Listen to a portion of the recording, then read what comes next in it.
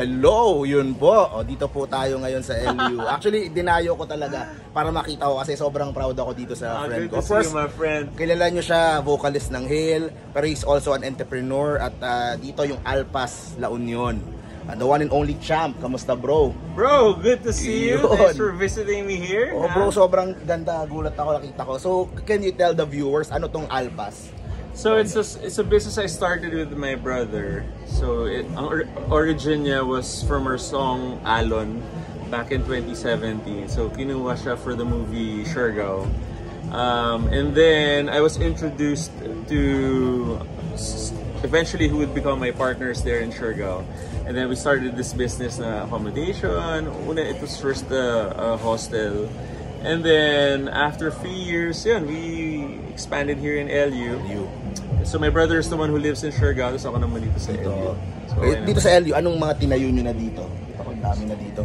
So currently, yung phase 1 namin is the coffee shop. The coffee shop. And then we have a garden, studio / garden where bands can play, we can do workshops.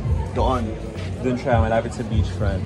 Tapos, hopefully, in a few weeks, itong accommodation namin will be open na. Pakita ko lang, sneak peek. Yan! Yan, no, yung mama ko tsaka kapatid ko. So, may mga rooms na din sila dito, so abangan nyo yan sa Alpas. Tapos, yung nakita ko nga, may mga bands na nagpe-perform dito, no? So, parang you bring together din the people here from La Union and nearby, so they can watch their favorite bands kapag merong gig dito. Like tonight, Lola Amor and Dilao. Yes. So yun, up and coming bands. And of course, yung mga ibang bands din na kasabayan ng Hale. Vlogger ka na talaga yun. Oh bro, vlogger na talaga. Hindi ako makapaniwala. It's so weird. Before nagbabanda ako, before nagpo-fronta kami sa Hale. So doon ko sila unang nakilala. Tapos minsan yung dad ko nagpo-produce. At tapos ngayon for the last 4 years, 5 years, trabaho ko to, nagbo-vlog na lang din ako na Pero ito, tanong ko lang din bro, yung buong scene na nangyayari ngayon sa LU. Kasi ngayon na lang din ako naka-visit in a long time. When was the last time you were here? Parang yung sa beach, first time ko ngayon actually. Hindi kasi ako, usually for business, pupunta ako sa San Fernando, sa Ilocos. Pero yung sa beach na nagulat ako, ang daming nangyayari, ang daming, everyone, parang every creatives na dito nagsesettle. So what's happening here in La Union ba? So LU has become a melting pot of musicians. So actually some of my partners here, it's not just my brother, I have a great ensemble of partners. So some of my musician partners are sila Ebe Dancel, sila Gab Cheeky, and then some surfers, marami kaming kinuwang partners. My cousin TJ Montero and si KZ, they're partners here. And then, ang dami na rin tao lumilipat dito because of the accessibility from Manila. Lapit na lang, sa TPLEX, no? Ang bilis na lang. Correct. And the infrastructure is in place, so it's very convenient. Kung gusto mo umalis ngayon, pwede ka umalis ngayon. Pwede, no? Kung gusto mo bumalik na Manila, pwede, no? Kung may meeting ka, punta ka, balikan, pwede. Tapos, beach life pa, yun pa yun. Correct, yun talaga yun. Talagang walang traffic. Tapos, ang daming... Saka marami dito nagsisettle yung family and yung tahimik, diba? Less traffic. Simpler way of living, which is, I think, in your value proposition.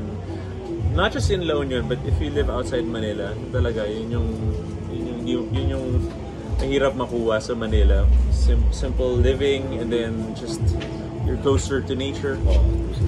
Ang ganda. So, kinukwento niya sa amin, ang dami pang mga parating dito, madami pa siyang mga gagawin. So, abangan niyo yan. So, bro, invite na lang natin yung mga viewers natin. I just want everybody to keep on supporting my good friend, Mark Cambo here. Again, I'm proud of you, bro.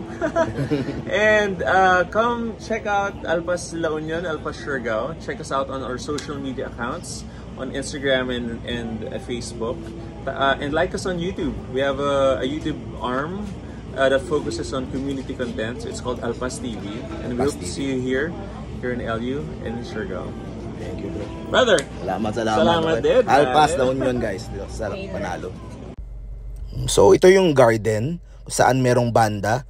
Tapos yan, makita nyo, ang dami ng mga tao. So, yung mga naka-reserve, sila yung nasa table. Yung iba nandun sa may amphitheater.